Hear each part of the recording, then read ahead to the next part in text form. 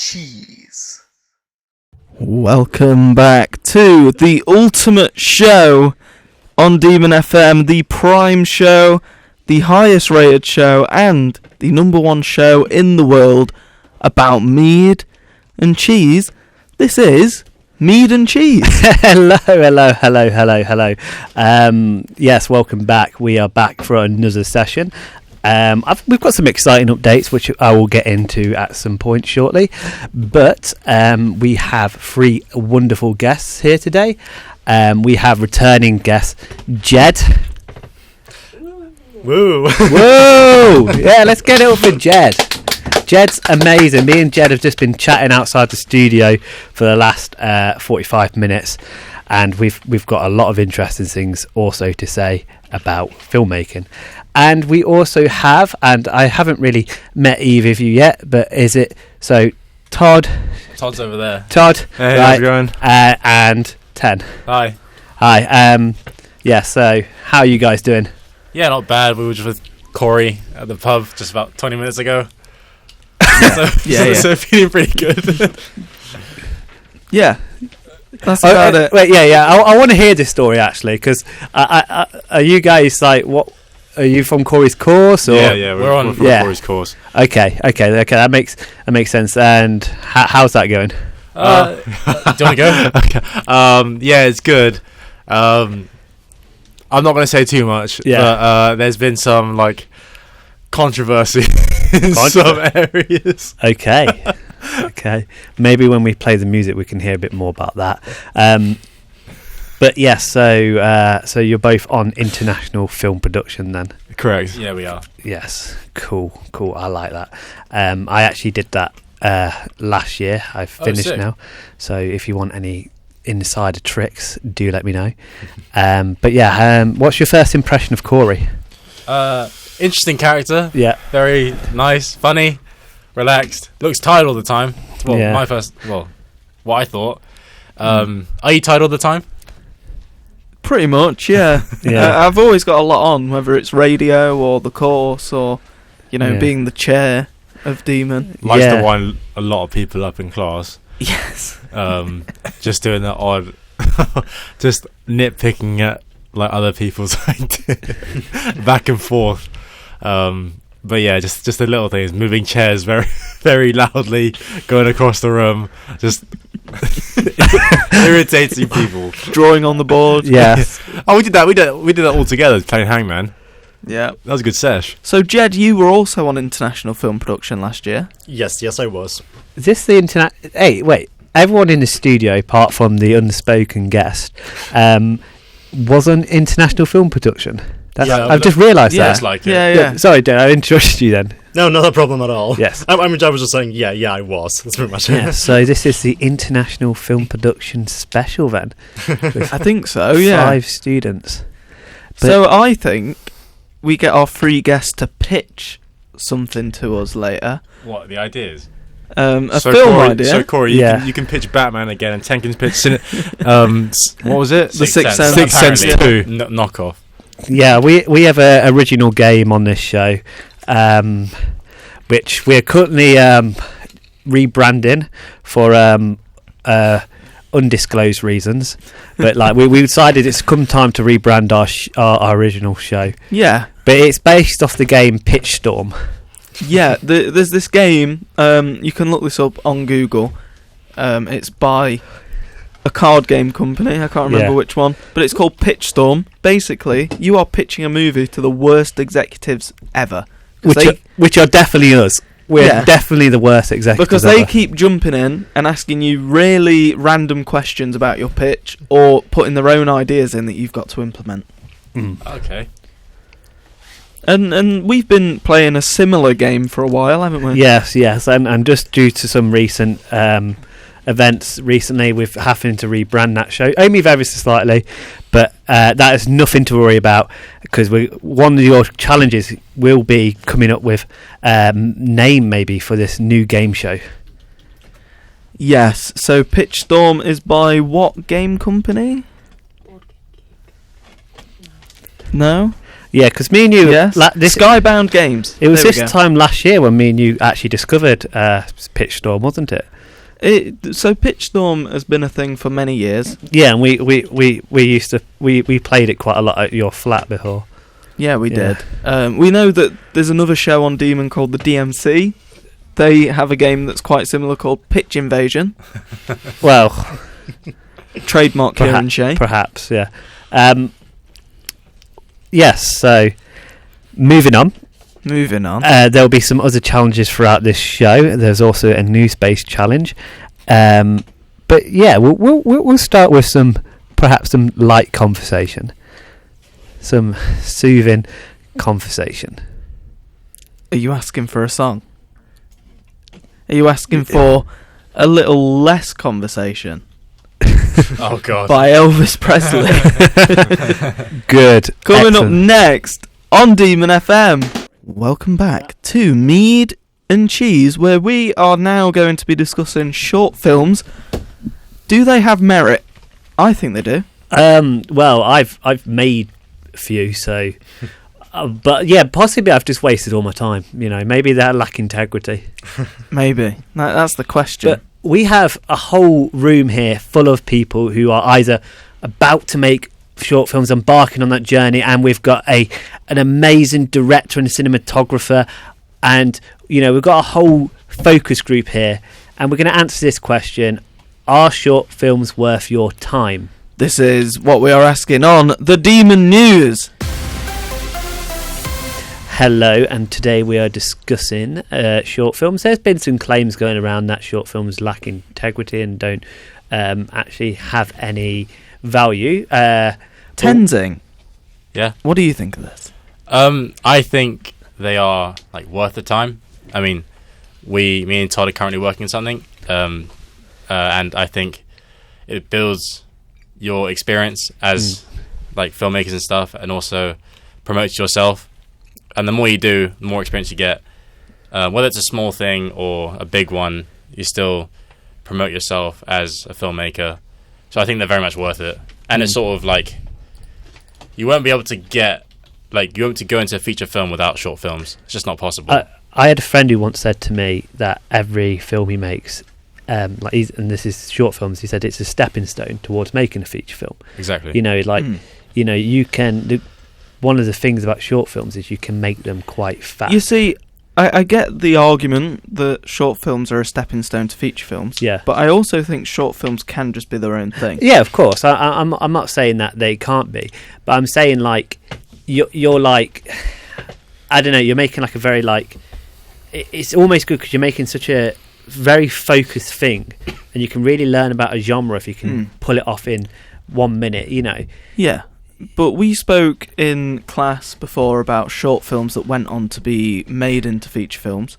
George Lucas's first feature film, THX, was based on his student short film of the same name. Yeah, and this is the thing, it's very, very common for people to start off with short films. I would never ever recommend someone to say just go off and make a feature for your first film. I think that would be a crazy thing to do, and it takes a lot of work and commitment. And the thing is, what I like about, particularly when you're learning filmmaking, is, and I'm sure Jed will understand this as well, when you're making a short film, you can sort of see your mistakes and then improve them. And then improve them for the next one. If you make just a feature film, you won't see your mistakes until you've fully edited that and gone through that whole process. It's much easier with a short film for sure, yeah. Yeah. So, what is everyone's favourite short film ever? Because I know off the top of my head, mine would be Wallace and Gromit, The Wrong Trousers. Does animated shorts count? Of course, yeah. Okay. So they're short films. Yeah, so I watched a animated short called Kiriko. Nice. Based on the Overwatch 2 game. Nice. And I thought it was insanely good in terms of the plot and also the quick character building. You automatically like them, the conflict, and also the family aspect. I thought it was just good. What about you, Todd? I think just going back to our short films like needed, they are, but like in order for them to work, you have to be properly passionate about which ones you're doing. If not, then it's just a waste of time. But as a favourite, I have from the same game, Overwatch 2, but the cinematic trailer, 0 Hour, when that came out, it was just great. Everything. Nice. And what about you, Jed? Favourite short film? I really enjoyed. It was something that we were actually shown on undergrad, and I've kind of rewatched a few times since. Gunfighter, I believe it's called. It's like this Western short film about this gunfighter guy who walks into like this Wild West saloon, and basically like all of the characters in there end up getting to like this argument with the narrator voice that's like there, like this Western narrator voice. That sounds cool. Yeah, to be fair, it's really funny. There's a short film I watched on YouTube like as a kid, and it's about this guy who finds a big light switch like in the middle of a field, and he keeps pulling it and it turns the sun on and off. Oh, that's pretty cool. And then eventually he pulls it so much that the sun, like the bulb blows, so the sun can't turn on anymore. That's interesting. That is an interesting short film, and short films are much better for like little concepts like that. Yeah, like particularly in animation. Like my favourite short film would be an animation one. I can't remember what it's called. It was really good. It was about a woman who has a dragon, and it's like a baby dragon. And for some reason she loses the dragon, and the dragon's like her kid. And then the rest of the short film is her looking for the dragon, and she ends up finding a cave, and there's a massive dragon in there and a baby dragon. So she kills the massive dragon because it starts attacking her, and she notices the baby dragon is actually the dragon she had at the beginning's child, and the new big dragon is her dragon, and she's just been looking for it for like 30 years and just not realised. And I thought that was kind of a cool film. Talk about animation. I think mad. an honourable nomination is Bao. Bow's great. Disney. Oh yeah, that was good. Yeah. I like that one. Lava. Lava's also Lava's good. good. Yeah, Lava's good. They're just naming Disney stuff now. Yeah. Disney short films are unmatched though. Yeah, to they be are very fair. good. Yeah, they are good. Disney's got like is very good at crunching things out. The one before Monsters Inc., where it's the big bird Yeah. surrounded by the little birds on the And, telephone yeah, line. Snowman. Did you see the Snowman one? The snowman one, And yeah. the globe. Yeah, that one's good. Did you know that the Lightsun thingy, that's like the mascot of Pixar, Yeah. basically like first appeared in a short film. Yeah. And this is it. We're saying short films on their own are very good. Or were we just saying they're better animated? I don't know. We just named loads of animated short films. We have all. Yeah, I think most of us, apart from Jed, we all said an animated one, didn't we? Yeah, I just think I think maybe that's circumstantial or coincidental. Honestly, even for me, like an honorable mention for me is actually an animated one called Shelter. So, yeah. I mean, my top 5 would be, I don't know, at number 1 we got Wallace and Gromit, The Wrong Trousers. Then at number 2 we got Wallace and Gromit, A Close Shave. And then we got Wallace and Gromit, A Grand Day Out. The cheese one's good. The moon. Yeah, that's it, That's yeah. a good one. Well, I think with animation, like you can just have a broad. You can do so anything. much. Yeah. All the Wallace and Gromit shorts are great. Yeah. And Yeah. again, I suppose it's like a lot easier to animate a 3-4 minute film than a 90-minute film. Yeah. Yeah, well, even A Grand Day Out, that took them like 10 years to make. Really? Yeah. Imagine if that was 90 minutes, it might have made 90 years. Probably. Yeah. I saw a short film recently in a private screening event. Really, really, really good film. And I have to say the cinematography was amazing. And What was it called? well, I can't actually remember the name. I've totally gone blank. But Jed, do you have any idea what the film's called? Yeah, Jed, you might know. Yeah, I have an idea. Was it a Rebirth by any chance? It was Rebirth. That is correct. And I saw that for the first time the other day in the music students' little private premiere with these surround speakers. It was quite interesting. And I watched that film. I thought, wow, this is cool. And then guess who I saw in the credits? Was it J.E.D? It was J.E.D. He was the cinematographer. And Nice. and it was beautiful. It was beautiful. I've been talking about it for like the last hour with J.E.D, just about filmmaking and how he went about doing it. So how did you go about doing it, J.E.D? He did it by being a genius. Honestly, just kind of like similar to how I went about like doing it for like the thing that we did for postgrad out there. I kind of took a lot of like the feedback from that on board, Yeah. and like just kind of thought about how to like make things visually interesting, and I guess like how to get across the characters' like emotions through shots and stuff, and how it would be effective, because it wasn't obviously just me. Like the shot list was both me and the film's director, so like definitely won't take all the credit. I definitely helped him a lot with stuff like what lenses to use and stuff, to kind of like what to focus on. Yeah. So, J.E.D, I don't know if you were listening to the show in the past few weeks, but I was discussing a film idea that I had that was inspired by you. And I'm just going to cut in, and I wanted to say J.E.D also has acting experience. Yeah?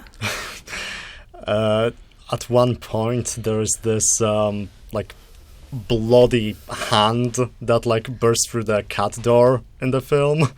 It's my hand.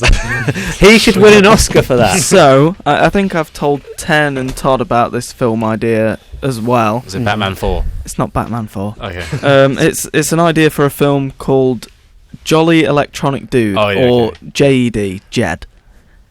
And it's about, this virtual man who haunts an old VHS tape, and eventually he destroys the world. Oh, okay. Well, that escalated quickly. Out of curiosity, in what way is it based on me? Well, I think you would be really good at playing that sort of electronic character. I'm pretty sure you've mentioned that to me. Yeah. Yes, I want to see this film. Like, I've heard it, and I just hope, J.E.D, you commit to it. J.E.D, could you please say your Amazon parcel is on its way? Your Amazon parcel is on its way. Nice. But yeah, I think it's a cool concept from what you've told me. Yeah, university, 1980s. Let me stop you there. Or is it 1980s it's going to be based in? So it starts university, 1980s. There's a young cinematographer. Yeah. He's filming something. Let me stop you there. He gets struck by lightning, Mm-hmm. right? And he just disappears. Nice. Later on, people find the tape from the camera, and he's haunting the tape. He's in the tape. He's in the tape. He's in the tape. He becomes the Jolly Electronic Dude. Did you ever watch And, Did you ever watch the animated movie Scooby-Doo and the Cyber Chase? Yes. I That have. sounds like that. Plagiarism. I mean, Yeah. it's an interesting idea, honestly. Yeah. Oh, we're all fine with So, plagiarism like- as well. So, do you actually want me to like play Yes. the main? The plan is, J.E.D, I will put you in a green morph suit, and film all of your scenes in a big green room. So you will be like a floating head on a screen All right. with like cyber effects going on. Just for the record, and I've already told you that, but I've never actually done any real acting before. J.E.D, But you J.E.D, have. you're playing a computer. It's fine. And J.E.D, you've done the hand acting. Like, Yeah, it's that's acting enough. And that acting, that hand made that movie. thank you. I'm also thinking you'd be a good cinematographer for the film, Maybe, hopefully. just for the scenes that you're not in. Oh yeah, okay. I guess. So basically, like not the camera operator, right? So basically, we will film all of your scenes ahead of time, right? Okay. And then when we get the actors, they will be reacting to your scenes that have been filmed on a big like old CRT screen. Oh, I get it. Okay. Yeah. Yeah. Okay, that's interesting. I feel like I'm being turned to a meme, but that's interesting. What do you think, Todd? I reckon it does have some potential. I like the whole green morph suit and just do the whole green thing. But I don't know. It's up to you to actually go ahead and make it. So it's like a big head, He's just a head on a screen, yeah. like the villain from Shark Boy and Lava Girl, No, more like... Have you ever seen Red Dwarf? Modoc. No, I haven't seen Red Dwarf. No. You've not seen Red Dwarf. So they have computer characters in that. And they are just heads on a screen. Oh, okay. So I was thinking more like that. I'll look it up. But yeah, anyway... What was it called again? Sorry. J.E.D. No, The J.E.D. film's called J.E.D. No, the one you've said. Red Dwarf. Red Dwarf. Oh, Red okay. Dwarf, yeah. Anyway, we're going to a song break right now. We have coming up Lightning Bolt by Jake Bugg, proud sponsor of Notts County Football Club, right now on Demon FM. That was Lightning Bolt by Jake Bugg, who is one of the main sponsors for Notts County Football Club, top of the National League, one of the best teams in the land. This is Mead and Cheese. This is Mead and Cheese. Anyway, I'm going to steer the conversation just quickly away from filmmaking. I know. Obviously, with the top 5 filmmakers in the world in this room, that's hard to do. But I am going to do it. So I've had some really good news in the last few days. You may have heard, you may not have heard. One of our good friends of the show, well, supposedly good friend of the show, he's not come on yet. Matt Hancock is now going into the jungle. Oh, is that confirmed? Celebrity, get me out. No, it's confirmed, yeah. That is confirmed. Yeah, I've been seeing it. We are close contacts with Matt Hancock. Yes, we are. We have his people on speed dial. We have been in negotiation for them about coming on the show. But for quite a while now. Yeah, you've spoken to one of his assistants, haven't you? I've been speaking to Matt Hancock's people for quite a while. Yeah, and our people have been speaking to their people. It's sort of been an ongoing negotiation. But I am very happy to hear that he is going into I'm a Celebrity, Get Me Out of Here, which is my favourite show. And I just feel like, if your favourite person goes onto your favourite show, then that's good news, isn't it? Of course, Mead and Cheese is fully backing the Matt Hancock train. Yes. We are fully behind him. We are fully behind him. And to show solidarity with that, for the next few weeks, I'm going to be doing some I'm a Mead and Cheese lover, Get Me Out of Here themed things. So they will be on next week. Or the week after.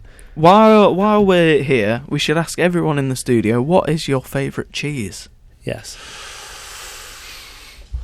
I have a couple. Go on. I'm a very big cheese man. So I do like cheddar. Cheddar. Cheddar's a good one. Brie. Camembert. Canterbury, yeah. Canterbury, yeah. Gorgonzola. Yeah. Just name them all. Gordon Soma, yeah. Mozzarella. Do like it. Morgan Freeman, yeah. I do like a good Baby Bell. Baby Bells are nice. Babby Bell, yeah. I think that's all on my list, to be honest with you. But what's your favourite? Yeah. Cheese Street? You just named a lot. If you had to, I've named all the ones that are my favourite. I can't pick one. You got to say one. Deep in your heart, you know which one you like. Like, if there's one, if I was to throw a bit of cheese at you right now, and you to eat it, what cheese would you want me to be thrown across the studio? Yeah, what are you in the mood for and you right now? Brie. Brie. Oof, nice. Jed, you said so yours good. was Gouda last time. Either that or Adam. But to be fair, I like Brie quite a bit too. So we've got two Bries. Brie train. Okay. 10? He's gonna say Brie again. Free Brie. Brie. Brie train. It's a nice soft cheese, you know. It is nice. It's nice when it's deep fried as well. It's not Red Leicester, but you know. Yeah, Red Leicester. Yeah, that's okay. That's okay. Red Leicester voted the nation's favourite by the Mead and Cheese listenership. Yeah, wasn't it? yeah, definitely not. There's definitely no voter fraud in that. Definitely not. Cheddar came second. Yep, definitely no voter fraud in that one either. I think Fry Brie should win, but it's not as known. We need to get a Brie gun and start shooting people with Brie. I'm down for that. Yeah, Brie cannon. I was thinking as a challenge, not Parmesan. this week. Parmesan. Parmesan. Now you mention. Oh, Now I've had this idea for a challenge because I've been thinking like what sort of jungle challenges I could do like in the next few weeks, and one was I wanted to mix cheese with like weird things, like maybe like dip, maybe like put red Leicester inside like chocolate or something, Ooh. and that make people eat it. How about you melt cheese and chocolate and mix it together, Yeah, and you get people to eat that? yeah, or they can and earn points. Yeah. But yeah, I'm quite excited. Would any of you guys want to come on the jungle challenges? I wouldn't mind it. yeah, that'd be something kind of fun. We could drink pilk, Pilk, yeah, Pepsi mixed with milk. Oh, yeah, or Pilk, Pepsi and Mead. Have you tried milk and ketchup? No. No. Todd has. We were playing, Oh. what was it, Extreme Hangman? Yeah. Yeah, we're playing Extreme Hangman. What's Extreme Hangman? Is it Hangman based? It's Hangman, but you actually get hung if you don't get it. It's basically just like normal Hangman, but if you get it, like if you lose, it's a forfeit. And one of the forfeits was drink milk and ketchup. How was that? I didn't do it. He did. Disgusting. I literally I took like 2 sips. Hold on. Why don't you tell us all about it? So when I lost Extreme Hangman, of course I didn't get the right word. That's so So sad. the man got hung. So the Oh, consequence was that's that I had to drink ketchup and milk. Took 2 sips, ran outside, Ugh. and all that came out. Sorry, one sec. I've got a tear coming down. That was a So- whole, so that would was a you whole say- Domino's pizza wasted. Would you Yeah. say this whole experience changed you as a man? Yeah, it changed me to learn that never drink ketchup and milk. Yeah. And would you recommend that our listeners don't try this at home? I recommend playing Extreme Hangman. That's At an your own experience- risk. That's an experience for itself. But ketchup and milk, never. Just Yeah, no. never. So are we ketchup and milk anonymous now? I mean, you could try it if you like. Yeah. It's not dangerous, but it's not nice either. And tell us more about how this has affected you as a person. I think I've matured a bit. Like the cheddar. Like the cheddar, yeah. Yeah. I've learned what not to drink and what to drink. You pasteurised. Yeah, You got to be responsible, haven't you? I've become more responsible. They've taken the PG out, the PG sticker of everything I drink now, so I'm a big boy. But what do you think about PG tips? I'm not a big tea person. No. No. That is also sad. I do, but the thing is, I like iced tea. I'm not a big And what do you think of cans of coffee? don't like it. You don't like canned coffee? No. But did you know that our radio technician Ian would like you to bring him coffee? You had canned coffee, didn't you? I did, yeah. It was nice. Yeah, I was wondering why you just randomly brought canned coffee. Anyway, we're I talking about how sad I just and traumatic remembered. this experience is. Stop Todd. ruining it with canned coffee. Todd, tell us more about this traumatic experience. Now you brought up canned coffee. You did bring up canned coffee. I can't. I don't like it. Did you cut yourself from the can? No, so Corey brought in 2 iced caramel lattes, and we'll just They were caramel lattes. yeah, and they just won the full ticket, were they? And he gave you one. No, I just I've tasted them before, and Yeah. I just had to speak a bit of my mind. Yeah, it's a shame he didn't actually get you like a drink you would like. You know. Yeah, Corey also tested his luck yesterday on Wednesday with the lottery Yeah, ticket. also very sad. Yeah, he had a lottery ticket and failed. Failed. I also followed in Corey's footsteps and got 3 scratch cards today. One every single time. Hold on, this is newsworthy. So today I bought a scratch card before the lesson today. I was feeling lucky. Scratched them out. Won £2. Went back to the shop. Claimed my £2. Paid it for another ticket. Went back to the class. Scratched it out. Got another £2. Went back again. Got another ticket. Cost £2. Went to the pub. Scratched it out. Got £5. Okay, that's brilliant news. And what charity are you donating that to? Bring it the news. My next Are you pint. gonna pocket. Are you gonna donate to the Mead and Cheese Patreon £1 a month? Yes, you are. Congratulations. And that is the news. We're excited to welcome new members, and we always think it's a good look when you've won that money and you can buy something you want, what you've been saving up for. Yeah, Mead and Cheese Patreon. The Mead and Cheese Yeah. membership. Do you know what? If you want, we could bring over your phone here. We'll help you sign up. Think about it this way: if you would buy either me or Tom a pint, You're joining. £1 a month is a lot cheaper than buying us a pint every month. Hey, you might even get a pint out of it every month. Yeah.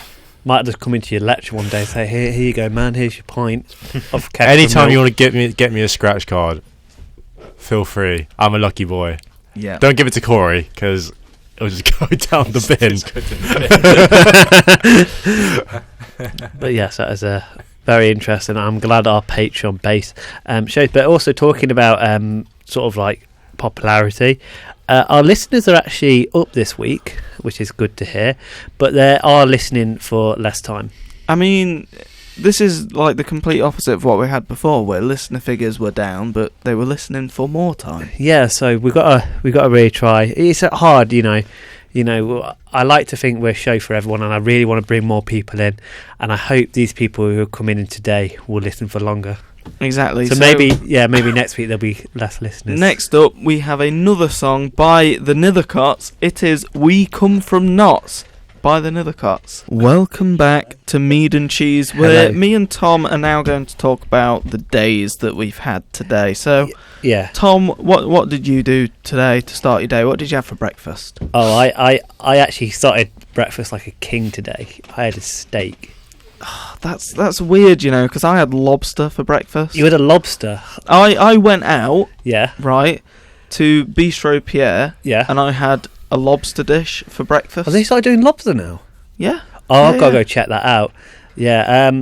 Yeah. So I had, you know what I liked about my steak? It got a bit burnt. Right. So you had it rare then? So I accidentally started a small fire Oh, okay. in the kitchen today, Oh, right. and You see, I don't cook in the kitchen.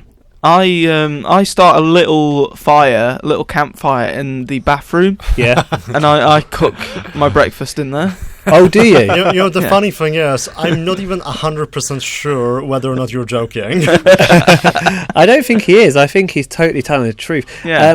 Yeah. Like, tell you what. The other day, so this evening when we was doing dinner, because I've obviously burnt the kitchen, and we can't. It's all smoked up there. We can't go in there anymore. Smoked like a salmon. So what I had to do is I've had to start cooking in my younger sister's bedroom because she's at uni, and Yeah.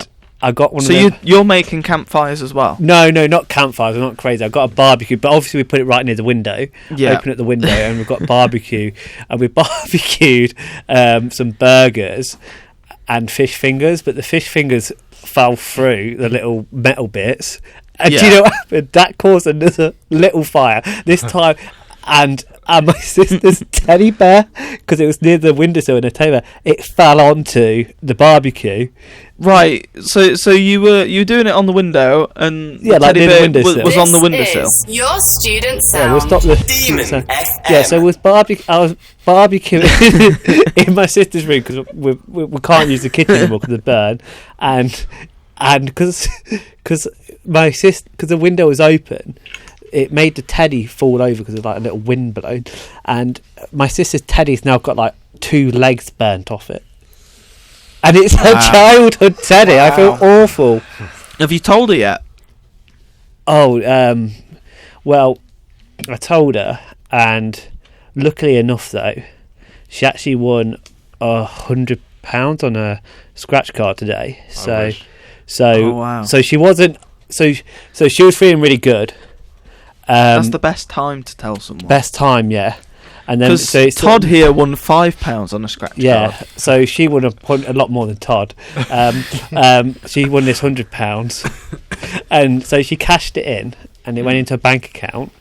And obviously, because we didn't have, so I was really, really bad because I felt, because I was bad, and I went on Just Eats, and she obviously had that some money in her account because I knew she had £100 that I just brought as a takeaway because we weren't going to eat from her account. Yeah, so I spent that money from her account. Oh man! After I burnt her teddy, and what did you get?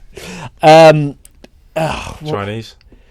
No, it wasn't a Chinese. It was a Popeyes, wasn't it? Popeyes, yeah. It was a Popeyes pizza. And weirdly enough, again, another misfortunate thing is I ordered like chicken wings and pizza, and what happened was the pizza came with the chicken wings on it.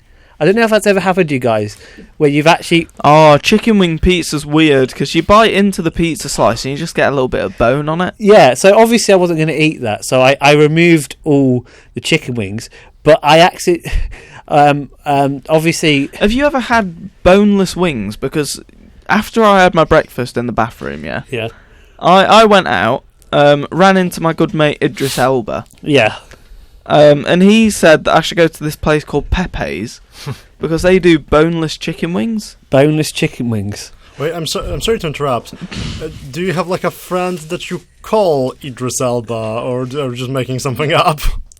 Jed, stop asking questions. Yeah, okay. No, it's Idris Elba, isn't it? Because he lives near you, doesn't he? I mean, to his friends we all call him Driss. Driss, yeah. Is he the guy that fought the lion?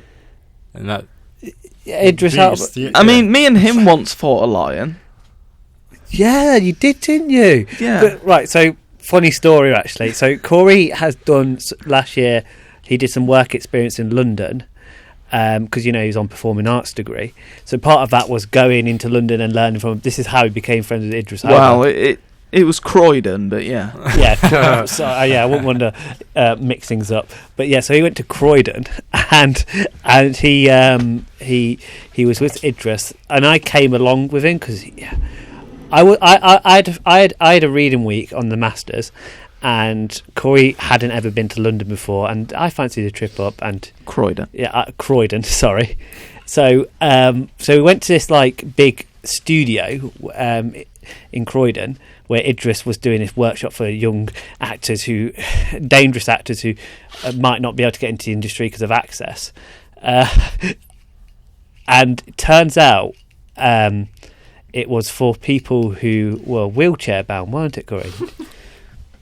Yeah, and this is where I had to call my mate Kieran Shea. Yeah. Because he has a wheelchair. I don't know where he got it from. I think he stole it from his grandma. Yeah. So I called him. He got the next train down to Croydon, and he lent me his grandma's wheelchair. Yeah, and I had to pretend to be disabled for this whole workshop. Yeah, and so this is the thing. Like, so Corey actually has now a fake Facebook account. Which is Corey West, but with a K. With a K, but the thing is, so all this whole Facebook is just loads of pictures of him in this wheelchair. So that's what we spent like a few weeks as taking photos of him just in this wheelchair to rebuild an identity. Yeah, I mean, me and Liz even went to the Isle of Wight. Yeah. Just so we could get some pics of me in a wheelchair on holiday. Yeah. And funny enough, Liz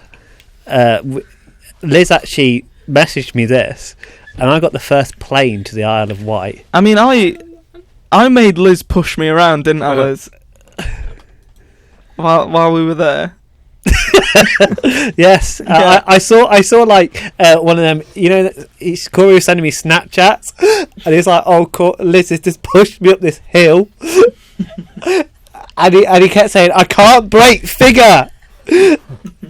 I need to get into the industry, and now this is my wheel into it." And I felt so sorry for Liz, like pushing him up that whole hill while he's in his chair. I mean, people say, you try and get a foot in the door. I had a wheel in the gate. You did, yes, you did, but it's led to some good things recently, because you were telling me about that thing earlier this week about your chance to be able to go that new film they're doing. Yeah, Idris is doing a film called Sherlock Holmes Returns, Yeah. where he's going to be playing Sherlock Holmes, and for diversity, they wanted a disabled Watson. Yeah. So he called me up, and you know, there's a good chance that I might be playing Watson in a wheelchair. Yes. So obviously, because Corey's in a wheelchair, that I wanted to get some experience on the film set, and they've also given me a job to push Corey around as a production assistant. So I'm getting paid, he's getting paid to keep this lie going. And how much are we getting paid, Corey, for this? So it's national living wage. So Yeah. I think it's about £15 an hour. Yes. Yeah, 15. That sounds about right. Because they do it in days, don't they? Give me a day rate. I'm getting $150 a day just to push you around in a wheelchair. Yeah, I think I'm getting a bit more than that. Because You're I'm getting Watson, more? So I'm getting about Wait, how- 160. You get once. I thought they said they'll give us the same amount. No, you see, because I'm the diversity hire, I get a bit more. No.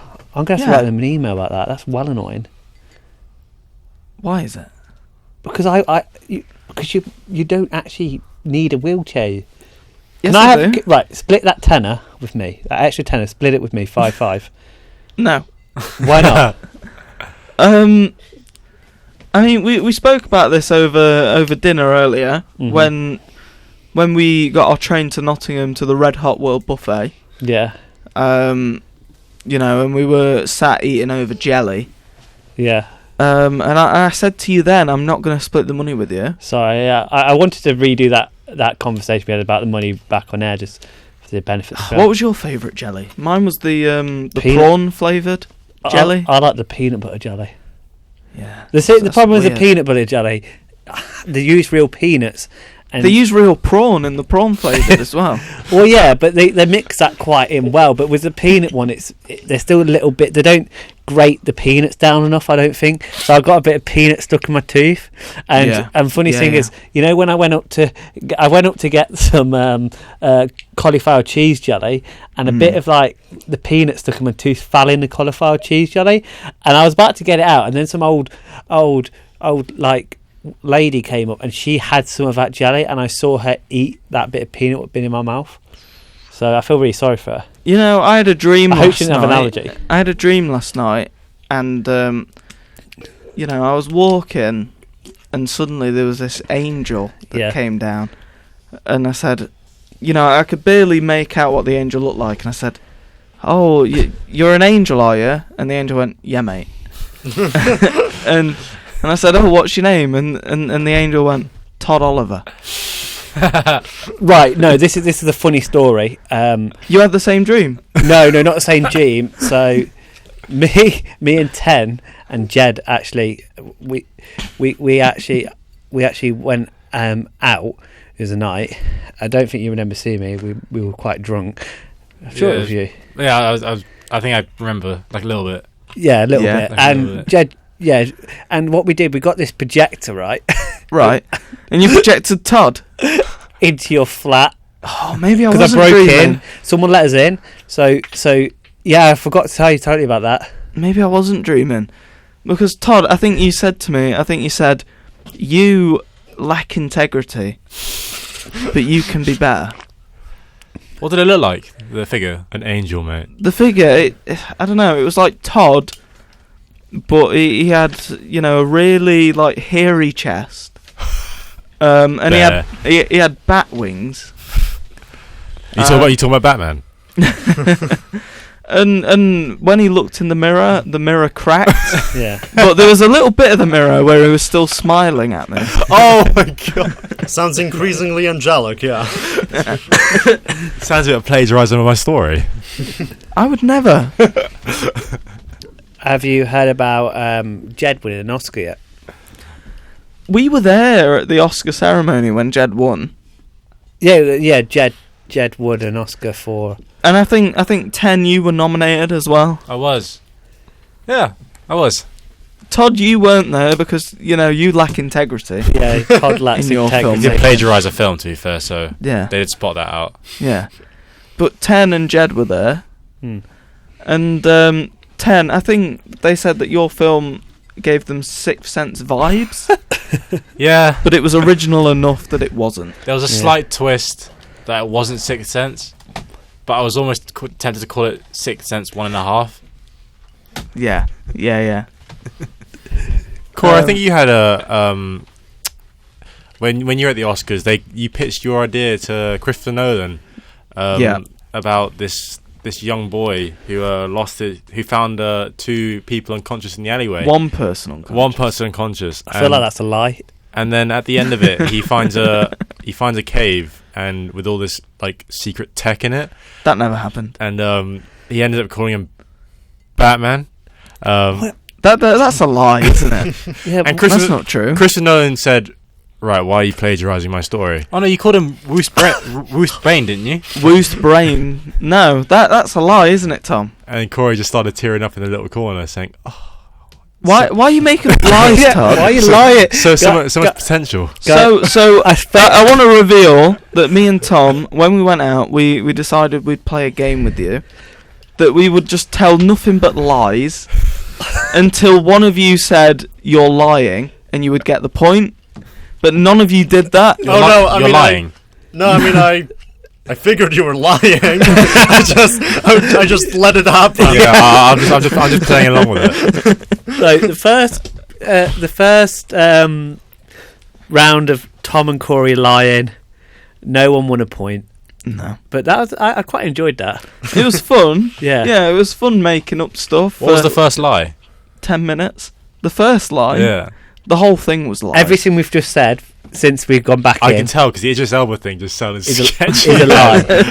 I don't have lobster for breakfast. I'll tell you what, the wheelchair bit is believable. I Yeah, can I see think- that. No, believe that's that? not true. Honestly, to be fair, like with like the breakfast stuff, I feel like I was still kind of falling for that. So at what points did you think, okay, this Idris is probably Elba. a lie? The Idris Elba. The Idris Elba. bonfire. The bonfire. No, The- In the bathroom. Oh, Yeah. yeah. That's Sorry, a I forgot about that. I forgot about that. I mean, like the first thing that I thought was a lie was the Idris Elba thing, but like then the breakfast stuff I kind of believed. So you believed I had a steak for breakfast and he had a lobster? I mean, I believe that. I could see that. Like, I could see that too. I was questioning it, but I was like, yeah, I mean, okay, whatever. But Did you guys believe I had a barbecue upstairs in my sister's room? yeah. Yeah. I mean, that's believable. I could see that. I can kind of. Yeah, I could I see thought that. it was weird, but I can see that. That's amazing. Right, so moving on from this, it's pitch o'clock. You, our free guests, are going to be pitching to us a short film to prove that short films have integrity. The short film must be about one of our lies that we just told. How are you feeling about this? I need a minute to think about it. Yes, I Brilliant. So there is a caveat here. In this round, you guys will only be able to use. You can't all do the same lie. Yeah, Yeah, it must be a different lie. Okay. We'll. So, Jed, you could do your film about me eating lobster for breakfast, whereas 10, you would have to do, I don't know, me faking being disabled to get a film role. Yeah. So yeah, and you'll have 2 minutes to pitch this idea to us, and we will say a word, which I don't think we've decided on the word we're going to say yet. We're going to say pitch conquest. We're going to say, stop the clock. Stop the Whenever we say Okay, stop yeah. the clock, We, your time will freeze, and we will jump in with either a question yeah. or our own ideas on Yeah. your pitch. Yeah, and so treat us as like executive producers. Yeah. And this will benefit you guys because obviously, Jed, you've got experience pitching in the course, but you guys will have to do a pitch at some point in the course. So this is some great, like, you can go in like knowing you've pitched something before. So, Jed, since you have experience with pitching before, you are going to go first. Okay. And you have 2 minutes to pitch to us a short film to prove that short films have integrity. Do I get to pick the lie? Yes. You get to pick the lie. What lie are you choosing, Jed? I'm gonna go with the dream thing. The dream Dream about thing. Todd Yeah, let's go being with an that. angel. Okay. Okay. So, a short film about me dreaming Todd as an angel. You have 2 minutes starting now. So, when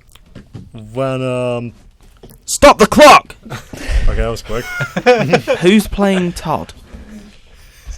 Who's playing Todd? Perhaps because I'm kind of thinking of doing this twist where like it turns into like a horror film. Of, like, Okay. and like okay. he actually has being like some like demon or something. Okay, but who plays Todd? So I'm kind of thinking of someone who maybe played roles like that before. I don't. Who would be good for? Could it be that?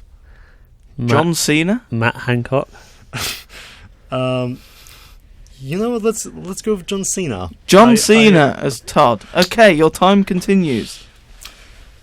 So Stop the clock! Who's playing Corey? Corey is Corey in this one? Continue. I'm playing myself. Okay. Perfect. Yeah, after Todd's friends have decided to play a bit of a prank on him, and sorry, no, that's right. Corey was the one having the dream. Sorry, my bad. After Corey's friends decided to play a bit of a prank on him and project Todd into his room, he ends up having a dream about Todd.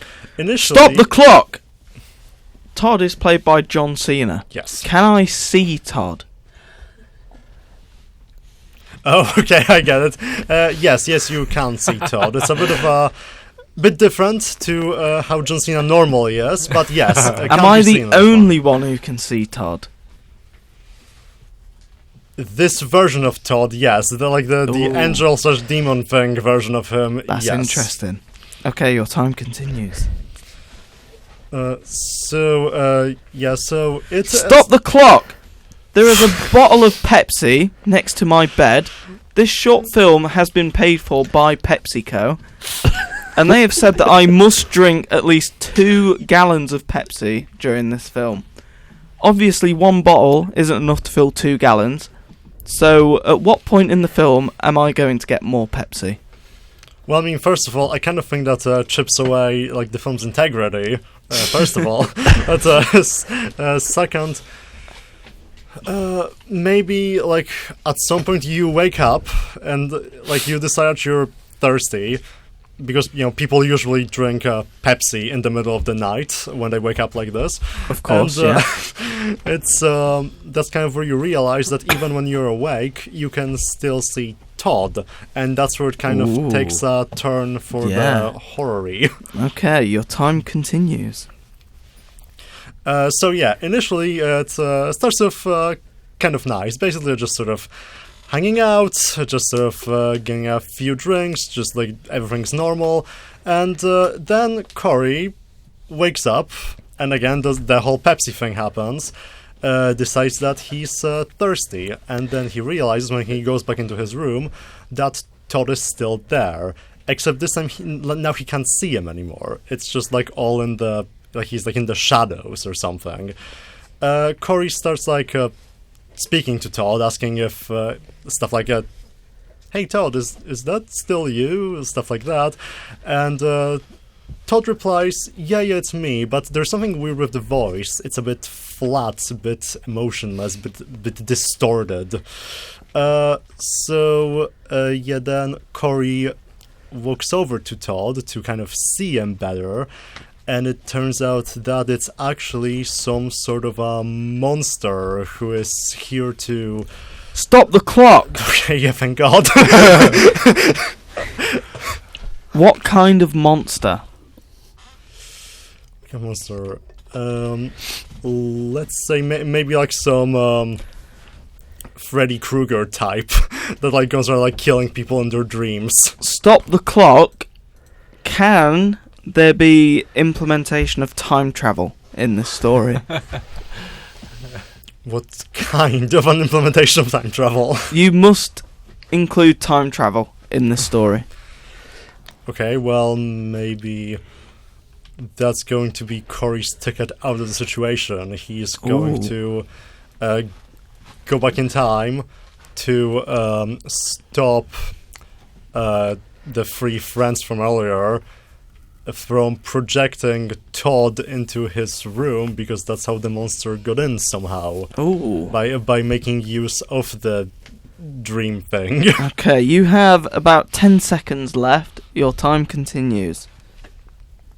So yeah, basically, the Todd monster, sorry, attacks Corey. Corey remembers that he actually has a time machine that he inherited from his grandfather. Goes back in time, does the time machine thing, and that's it. Yes, brilliant. I have a few last questions. I'm so sorry, by the way. Jed, Okay, the clock is stopped. Jed, who's the director?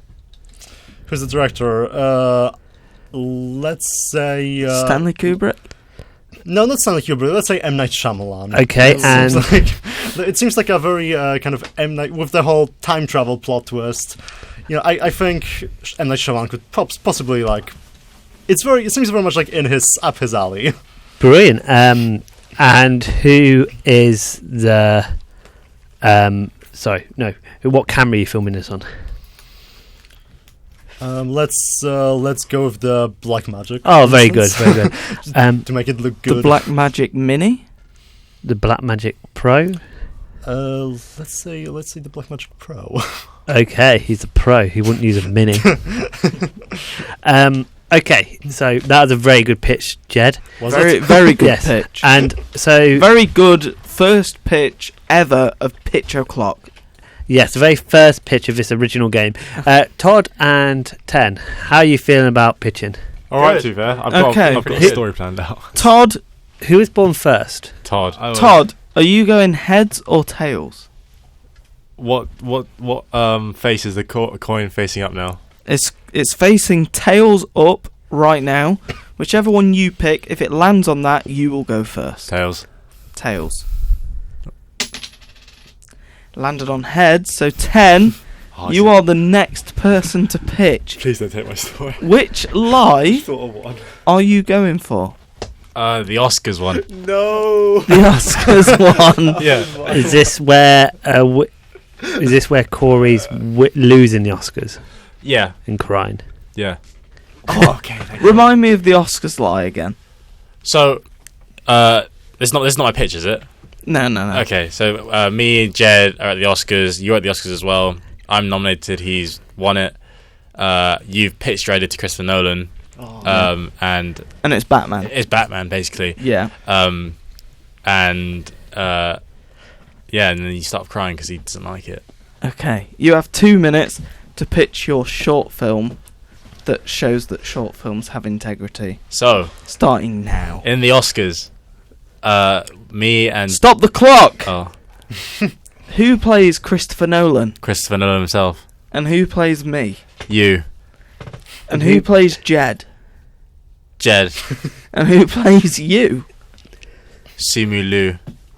I can see that. And Yeah. who plays me? Seth Rogen. Thank you. The time continues. So, you and Tom you'll be in the wheelchair. Tom will be behind you, pushing you. And after... Stop the clock! Who's playing Idris Elba? Idris Elba. Your time continues. After Jed has won his award, the next set of awards go to Best Actor in Supporting Role. And Tom pushes you onto the stage as you've won it. And turns out that you just stand up and reveal that you can walk. And to say that you've gone this far to get here. And then everyone claps. You go down. Christopher Nolan approaches you saying, "Oh, I love your passion. Have you got an idea for a film?" And you go, "Yeah, I've got this one film about a dark alley, 2 people dead, guy walking." Stop the Stop the clock! Who stopped the clock first? So while filming this scene, someone has put a legal cease and desist against Corey West, and because he didn't have enough money to he is now wrapped up in court cases and can no longer commit to being in the film. Danny DeVito has said that he can fill the role as Corey. How do you integrate that switch into this scene? Which scene are we talking about? Just where you stopped. Corey took off to court, and now Danny DeVito is now playing Corey. So, what Corey is wearing: jeans, a grey T-shirt, and two scarves. One Leicester football scarf, and one Nottingham scarf. And as Corey says, "Can I please go to the bathroom?" Danny DeVito's in there wearing the same thing, same clothes, and as Corey exits the bathroom, the police take him, and as they're gone, Danny DeVito walks out the opposite way, back to Christopher Nolan, and then he proceeds to ask him about the film. Okay. So my stop the clock. The studio have said that there are not enough women in this film. How are you going to incorporate more women? There are women. There's one, there's a dead one on the floor, but there'll be one later. There'll be one later, as Danny DeVito will walk off, and will be replaced with a woman. Oh, Yeah, who? What woman? wasn't the actress? Yeah, Right. So she's also playing me, I guess. yeah, playing you. So Margot Robbie will be it. Nice. Yeah, big change. I can see that. Yeah.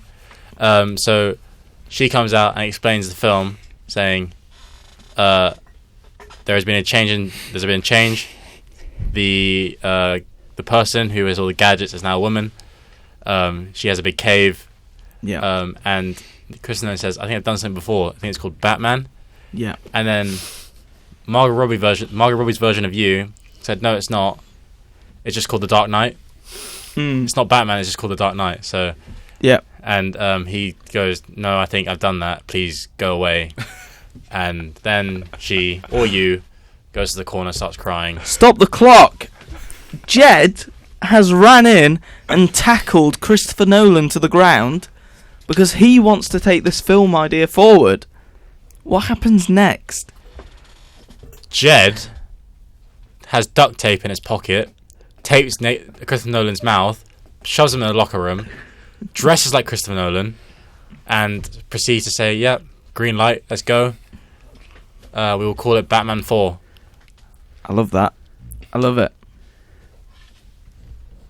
So what happens next? What happens next? Okay, so Jed's version of Christopher Nolan gets on stage at the Oscars, grabs a microphone, just takes one out of the closet, turns it on, and said, yo, yo, yo, we've got a new announcement. Corey West is directing a new film called Batman 4, and it has no sequel towards my Batman films. Stop the clock! Robert Pattinson has stood up with a megaphone and said, I am Batman! What is this nonsense? How does Corey West, played by Margot Robbie, respond?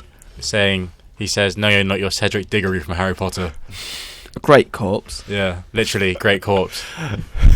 My boy! My boy! And Margot Robbie's Corey West says, please sit down and shut up. And nice. Does Jed escort Rob Pat out of the building? He does not. Rob Pat goes off by himself and then comes back in the Batman costume with Cedric Diggory's wand. There's a sort of merging character. With his vampire powers from Twilight. Exactly. Yeah. With a wolf's tail hanging out. Charges at the stage. Rugby tackles Jed Christopher Nolan. And all hell breaks loose. Everyone's standing up, throwing popcorn, chairs flying around. Nice. You have 15 seconds. How does it end? How does it end? Okay, glad you asked. So as chairs are flying, Todd comes down from the ceiling in a Batman costume, smoke bombs everything, and saying, I am Batman.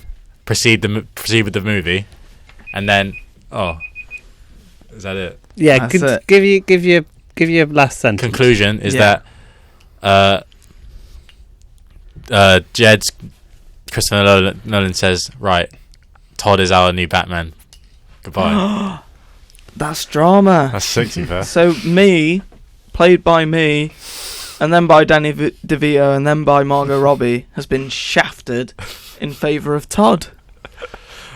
I'll take that. Todd, do you think you're better than Margot Robbie? Yeah, playing Batman. Ooh, that's fair.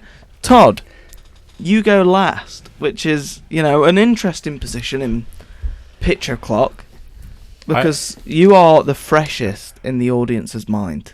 I have a question.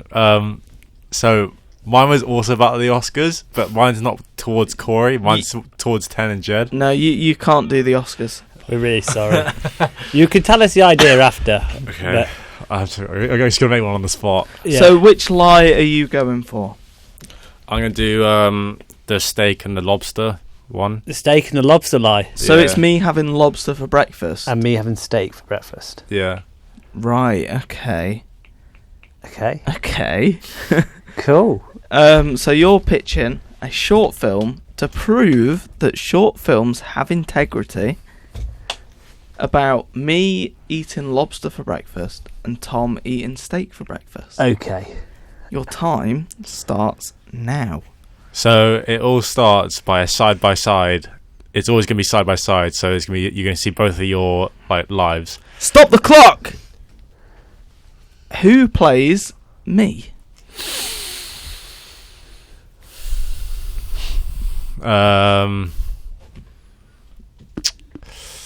Triple H. I like that. And who plays Tom? Lionel Messi. Ooh, Nice. that's good. And I just want to say, I don't think we said this before, but the other guests can also jump in with a stop the clock and add their own ideas to this at any time. Stop the clock. The producers at Mead and Cheese Enterprises has said Thomas Jackson should always be throughout every sentence he says he should always take a sip of the famous drink Hoist Lemonade because they have a partnership. Can we do that? Can we do that? Yes. Nice. Your time continues. So it's always going to be side by side, and they both wake up. Alarm clock. Stop the clock. What duvet cover and blankets do we have? So Corey's character has got a Buzz Lightyear duvet cover, and Tom's one has got Mike Wazowski. Nice. Nice. Nice. Okay, sorry. Continue. Again, I want to remind our other guests they can also jump in at any time by shouting "Stop the clock." So Stop the clock. Who has the Mike Wazowski? Tom. Does he have? Can he have house keys that has Mike Wazowski on it? Call it Mike House Key. Yeah, he can. It's got to be very rustic though. Yeah, bit damaged. Yeah. Your time continues. So they both wake up. One's living in a very modern house, glass everywhere. One's living in a shelter. Stop the clock. Can the glass actually just be ice? What? No. The studio have asked that instead of you using glass, you use ice because it's better for the planet. Okay. Stop the clock. What, ice in the windows? Yeah, stop the clock. The windows are melting. How are you combating this? So inside the house, there's going to be a lot of air vents that pump out cold air to keep the ice frozen. But, stop the clock, you are shooting in Saudi Arabia, where it is very hot. So So, maybe you should have just used glass. No. I have a solution for this. I have a lot of solar panels around the house to power up the generators. Stop the clock. Is the temperature in sub-zero environment? Inside? Yeah. Yes. Is he wearing a penguin costume? Stop the clock. Your actor for Thomas Jackson has died of hypothermia because it is too cold inside the house. Who do you get to replace Thomas Jackson? Arnold Schwarzenegger. Stop the clock. Jed, a local oil company owner, has said that there's a lot of those in Saudi Arabia. Yeah, said you can't use solar panels anymore. You've got to use Jed's fluids. Do you accept his offer to use the oil? No, because it's not environmentally friendly. Stop the clock. Corey West has also died from the common flu because it's too cold. Who are you having to replace him? I'm going to have Rupert Grint. Nice. Your time continues. Stop the clock. Rupert Grint has paid off. No, Jed has paid off Rupert Grint, and he says if you don't use Jed's fluids in your film and promote oil, then he will leave the film. What do you do? Rupert Grint can be replaced. With who? With Jared Leto. Nice. Okay. Your time continues. So stop the clock. The government of Saudi Arabia have said unless you use Jed's oil, you cannot film here anymore. How do you respond to this? I'm gonna have to use the oil. Your time continues. Stop the clock. The producers at Mead Cheese really want to look green friendly and really want to promote being green on film sets, and they hear that you're using oil now, Jed's oil. How do you convince us that it is green friendly to use Jed's fluids? There's no fossil fuel in it. It's all done by plants. Yeah. Stop the clock. For lying to the Mead and Cheese studio executives, you have been fired from your role, and you must now shoot a new film from scratch. What lie are you now choosing? I'm choosing the Todd with a hairy chest and bat wings. Nice. Your time continues with this new film idea. So Todd wakes up and goes to the bathroom and stop the clock. How does he wake up? Alarm clock. Does he open his eyes? Yeah. Okay. Stop the clock. What time does it say on the alarm clock? 9 a.m. Stop the clock. Jed's fluids have now said I felt bad for stopping your original film. They've decided to fund your film without Mead and Cheese. Do you take this offer? No. Oh, so you don't go back to your original film? No. Okay, your time continues. So Todd wakes up by an alarm at 9 a.m, goes to the mirror. Stop the clock! Who is playing Todd? Robert Pattinson, because he got sacked from being Batman. Stop the clock. Who's playing the alarm clock? Steve Carell. Stop the clock. Who is playing Jed from Jed's Fluids? Jason Statham. Stop the clock. Who is playing the head of the Saudi government? Jed. Dwayne Johnson. Stop the clock. Are you still filming in Saudi Arabia? No. Where are you now filming? I'm filming in De Montfort, Leicester. Stop the clock. Who is playing the mirror? Christian Bale, method acting. Stop the clock. A representative from Jed's Fluids have hidden a little pipe into your set where it's slowly flooding it in oil. There's nothing you can do about the room slowly flooding with oil. How do you integrate this into your film's narrative? So stop the clock. Also, about the that's less about the film, more about the questions. I was under the impression that the Jed's Fluids guy and the Saudi Arabia governor. Like, those are like real people, not characters in the film, right? Why would you need actors to play them?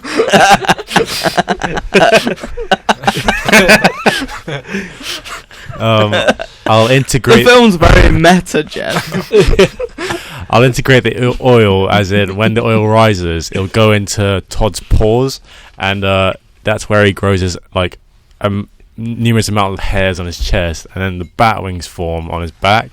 Then he goes to the mirror and just gets shot because he wakes up with bat wings and hairy chest, so he gets a spatula or a file to try file off. Stop the clock. Who plays the file? Stop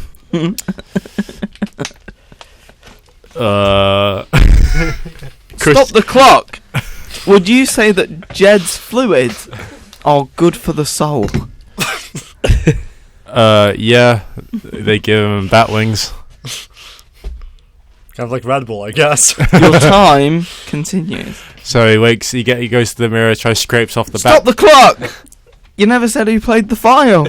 Christian Bale, method acting. No, that was the mirror. That was the mirror. He plays both. Okay, your Plot- time continues. Plot twist. Scrapes off the wing with a file. Ends up he can't do it, so he ends up cutting himself on the back. Stop the clock. Firms it. Christian Bale, after cutting himself, has died on set. Who replaces him as the mirror and the file? Adam Sandler, method acting. Your time continues. Stop the clock. Who played the bat person? Wasn't Robert Pattinson? Robert Pattinson. Right, so news has come in that he just bled out from having his own wings cut Hold off. on, Robert Pattinson playing a bat person. Stop the clock. The copyright agency have come in and said that this film is plagiarising another film where Robert Pattinson plays a Batman. What do you respond to this? I respond, I've done my research, and Batman 4 was never going to go forward due to plagiarism. Stop the clock. Robert Pattinson can no longer play Batman because he's bled out from cutting his own wings off in that film you're doing. He's not He's not Batman. No, but He's your a Batman. your bat character, he's bled out. He's now dead. Who are you having to replace him? Ben Affleck, Butchin. Stop the clock. The studio said that you're not leading this project with integrity. You've had many actors drop out. You've tried doing 2 projects now. How do you persuade them that you're still able to direct this project? I'll persuade them that due to an unreliable funding source, I'm going to have to go to a different producer. Stop the clock. Why are your bat characters all played Batman before? Because they've all been sacked by one director named Corey West. Stop the clock. Who is the new producer? Jan. Your time continues. So, like I said, he can get the wings off. He tries to shave off the hairs on the chest. He managed to shave them all off, but it grows back instantly. And then he tries to brush his teeth, but he gets him cutting his tongue because his vampire teeth. Stop the clock. Ben Affleck's bled out from cutting his tongue but brushing his teeth too hard. Who do you have to replace him? George Clooney. Since these actors all had experiences as bats, I think they'll be the perfect actors for this role. So when he looks out the window, he just sees Stop the clock. De Montfort University's Board of Governors have said that we do not like the approach this film is taking. We don't think it matches our message of finding a new home. How can you implement this message of finding a new home in this film? So basically at the end he finds a cave fit for him, and he ends up turning into a bat. So the cave is going to be his new home. Oh, okay. Jed's Fluid, Stop the Clock, has said you need to integrate the DMU message of finding a new home with the message of using Jed's oil. Okay, so when he gets to the bat cave, he brings at the post credit scene. Stop the clock. Are you confirming it is called the Bat Cave? Cave bat. The post Cave of Bats. the post credit scene. Spoiler alert. The Todd's character promotes Jed's oil because he thinks it gives everyone bat power. So he creates a marketing campaign. Use this oil to grow chest hair. All right, Todd, you have about 30 seconds to finish off your pitch. So then Warner Brothers came to me actually yesterday and said, unfortunately, Corey West's Batman 4 got sacked due to a plagiarized story. So we want to use your story to go ahead. So apparently, I see it's being greenlit by Warner Brothers Studios. Unfortunate for Corey West. Nice. Thank you. Nice. That was a strong pitch, I think. Yeah. So me and Tom will discuss who the winner of that round of Pitch O'Clock was. Congratulations, you've all done really well on this first original game show. But while we discuss, we have Sus Amogus by the Nethercots, which was used in Tom's film, wasn't it? It was, yes. Yes, so that is coming up right now on Demon FM. Welcome back to Mead and Cheese, the number one show in the world, no, in the universe, about mead and cheese. I am DJ Mead. Hello, I'm DJ Cheese, and we've just gone through a fantastic stop the clock Pitch O'Clock. Pitch O'Clock. So these guys have all pitched a separate idea, and I want to say you've all done very well, and particularly with the stopper clocks. I know that's quite intense. You know, you have to keep pitching on the spot. Yeah, and I will say I feel like we did bully Todd with the stop the clocks quite a lot. Should we announce our winner? Yes. So we will do 3, 2, 1 and announce our winner. 3, 2, 1. Jed. Wait, really? We like your integration of Pepsi. Todd, your idea. What I felt like you wasn't quite sure of your idea, and you kept changing your cast and characters throughout the pitch.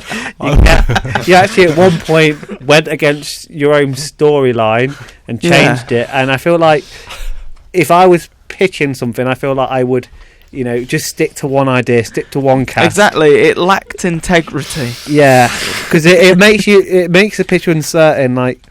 Like so. I mean, when you guys pitch in your course, just remember, go in with a idea. Don't switch to another idea halfway through, or change. But then the you should always be open to change. Yeah, you should always be open to change at a moment's notice. Yeah. 10, we thought yours was pretty strong. You were open to change. Yeah.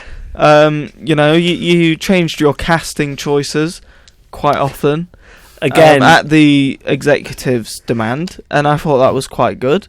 Again, but I always felt like, because you was changing your cast 3 times, in terms of continuity in the film, people are going to be watching that film and they're going to wonder why is the cast just change. At some point, that makes it confusing because imagine. I thought that was its strength.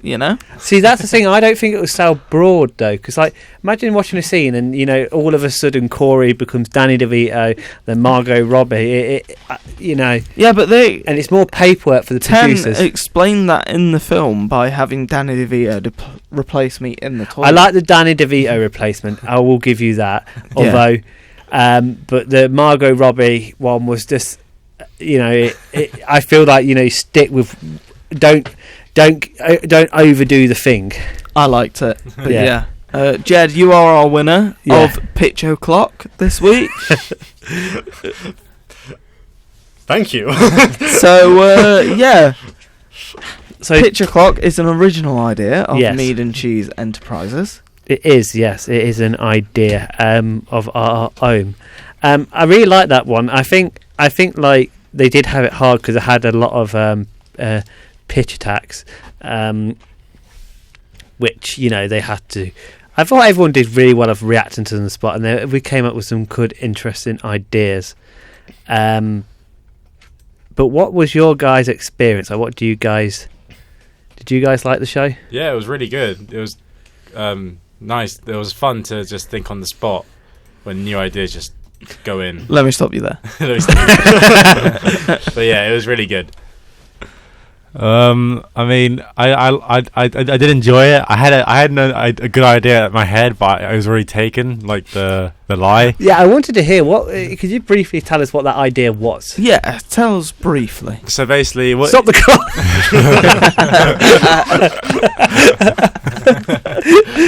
This must include Jed's fluids. So basically, it was at the Oscars, but it wasn't. Corey wasn't in it. It was basically mainly aimed at J.E.D and Ten. Yeah, and I like it. So considering J.E.D won the Oscars, and Ten was nominated, there was a rivalry. So Ten got really annoyed at J.E.D for winning it, and thinks he shouldn't have won it. So the only way to reset it and travel back to rig it is by nicking the Oscars idol, the trophy. Yeah. And so Ten quickly dashes up and snatches it out of his hand and goes back in time to try rig the Oscars. But it turns out you can't change it, so he does it more and more times, and it completely messes up the timeline. And that's it. That's cool. That is Cool. a cool one. That might have won it. Yeah, that might have won it. Maybe you could have switched to that when you was Yeah. Remember, don't be afraid to fight the rules. Exactly. Yeah. So, this has been another great episode of Mead and Cheese. Yes, this has been an amazing episode. As I say, in the next few weeks, we're going to be doing some. We're going to do Mead and Cheese, Get Me Out of Here, and have a few challenges around Yes. that. I hope you all be watching our lovely, lovely, lovely Matt Hancock in the But jungle. to close out the show, in 5 words, Todd, how would you describe Mead and Cheese? Pressure, fun, interesting, knowledgeable, and mead. 10, how would you describe Mead and Cheese? Pressure, fun, knowledgeable, interesting, and cheese. And Jed, how would you describe Mead and Cheese? The clock stops for Jed's fluids. That's 6 words, but yeah. Oh yeah, it is. So clock stops for Jed's fluids. Yeah, that's that fine. Okay. works, Yeah. yeah. That has been Mead and Cheese for this week. We are ending the show with the Nithercots' Dance Now Babe.